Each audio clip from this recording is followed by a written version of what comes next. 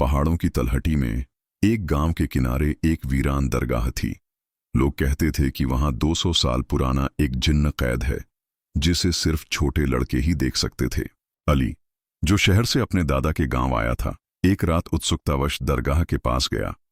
वहां सन्नाटा था, टूटी हुई कब्रें थीं और ठंडी हवा थी। अचानक किसी ने उसे पुकारा, अली।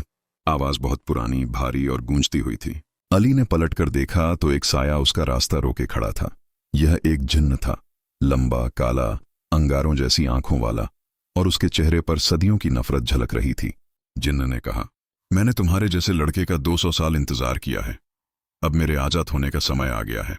अली पीछे हटने लगा, लेकिन जिन्न ने उसे अपनी आंखों के जाल में फंसा लिया।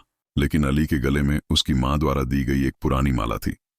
जैसे ही जिन्न ने उसे छूने की कोशिश की, तस्बीह चमकने लगी और जिन्न चिल्लाया, यह क्या है? अली दौड़कर सीधे गांव के इमाम के पास गया। इमाम ने उसे बताया कि वह जिन्न एक दुष्ट आत्मा है जो हर 100 साल में एक लड़के की उम्र बढ़ाने के लिए उसे कैद कर लेती है। उसी रात नमाज, आयतल कुर्सी और अजान के जरिए दरगाह को शुद्ध किया गया। अली बच गया, लेकिन जब भी वह आईने में देखता, उसे अपने पीछे वही साया दिखाई देता, मानो वह जिन्न अभी भी किसी मौके की तलाश में था।